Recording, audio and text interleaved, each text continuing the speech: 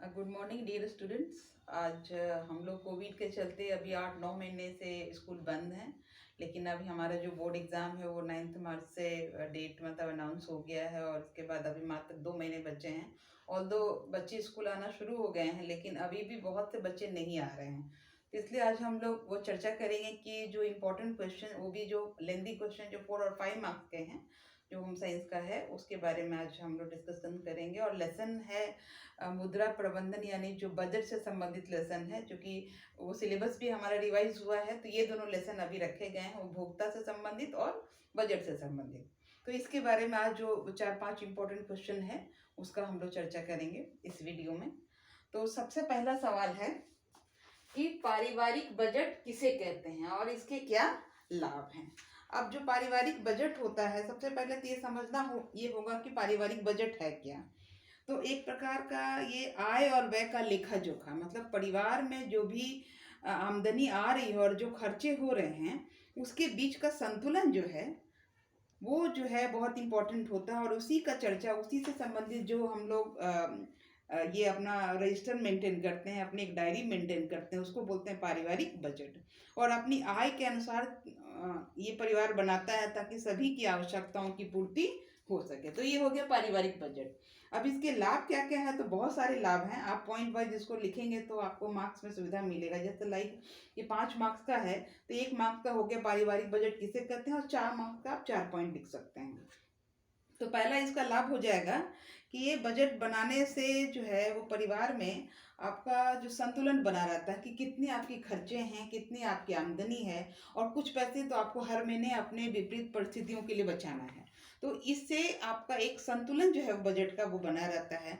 दूसरा है कि पारिवारिक लक्ष्य की प्राप्ति के लिए आय व्यय के बीच का जो संतुलन है वो भी बहुत ज़रूरी है। तीसरा है कि अन्य जो खर्चे होते हैं परिवार में, लाइक शिक्षा संबंधी हो गए या स्वास्थ्य संबंधी हो गया, अगर हमारे पास बजट में इसके लिए जगह नहीं होगा या उसको हम सेविंग नहीं करेंगे, तो फिर उस वक्त हमको दिक्कत हो जाएगी। तो अगर हम ये सब बजट को लेके चलें, पारिवारिक बजट को बनाते समय कुछ पैसे को अलग से हम निकाल के हर महीने चलें, तो ये हमारे लिए, जब हमारे ऊपर अचानक से खर्चे का बोझ आ जाएगा, तो उसको हम आराम से सॉल्व कर सकते हैं।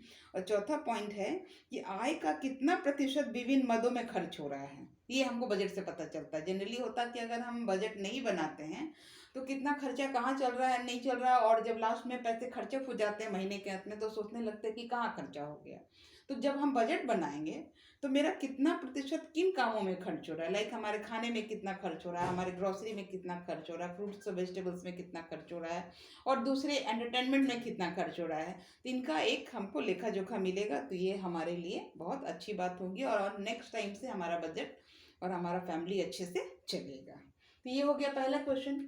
दूसरा है कि उपभोक्ता किसे कहते हैं। उपभोक्ता मतलब कि ऐसे जो ये चीज़ है, यानी कि किसी भी वस्तु को या सेवा, ध्यान से सुनिएगा, किसी भी वस्तु या सेवा का उपयोग करने वाले व्यक्ति को उपभोक्ता कहते हैं। एक्चुअली हम लोग जब भी दुकान में सामान खरीदते हैं, या डॉक्टर जो सुविधाएं दे रहे हैं, या पुलिस जो सुविधाएं दे रहे हैं, तो अगर हम उसको अवेल कर रहे हैं तो हम उसके क्या हो गए, उपभोक्ता। जरूरी नहीं कि हम सामान ही खरीदें, जो सेवा हम ले रहे हैं वो भी उपभोक्ता के अंदर आता है।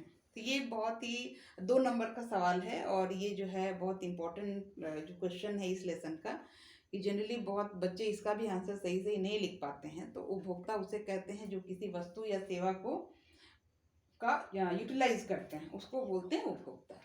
तीसरा है बजट से, कि बजट बनाते समय किन किन बातों का ध्यान रखना चाहिए।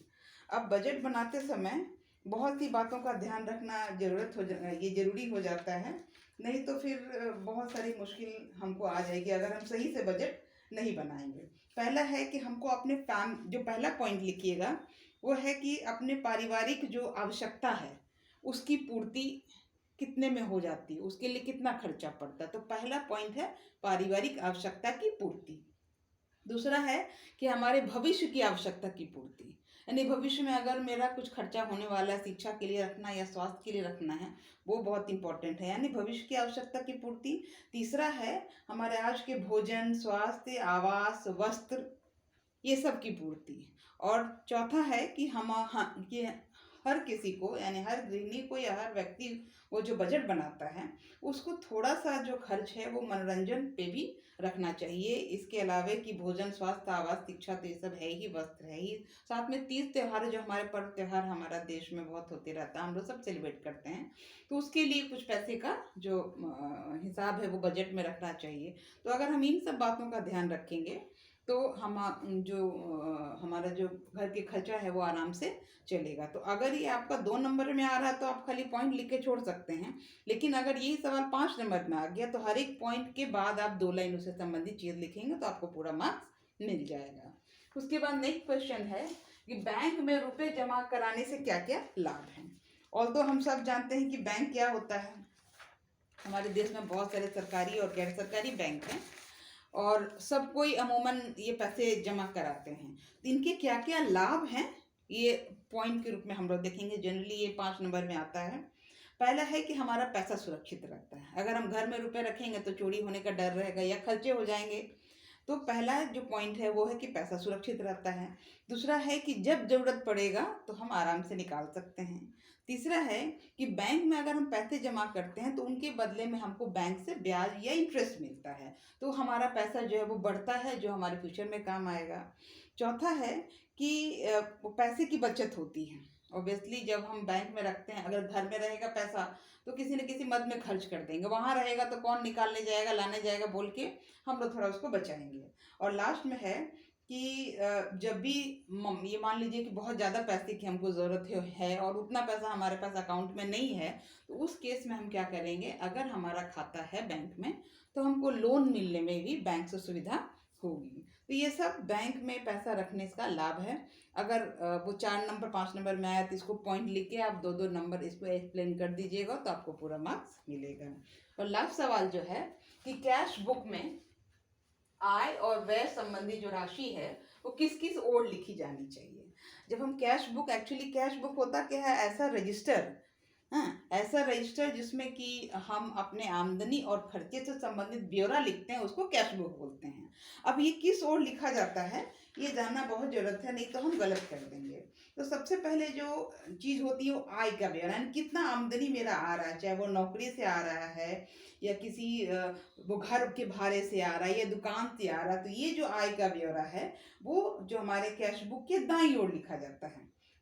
और इसमें क्या लिखा जाता है, वेतन से संबंधित जो हमारी आमदनी है, मकान का किराया हुआ है या दूसरे जो भी आय से आए हैं या बैंक से मैंने पैसे निकाले हैं, वो सारा आय आ जाएगा आपके कैश बुक के दाईं ओर। और बाईं ओर जो है वो आपका आएगा कि आपने कितना खर्चा किया, यानी व्यय से संबंधित जो आपकी विवरणी है वो बाईं ओर आएगी कि जैसे आपने इसमें वो भोजन में कितना खर्चा किया, स्वास्थ्य में कितना खर्चा किया, शिक्षा में कितना खर्चा किया।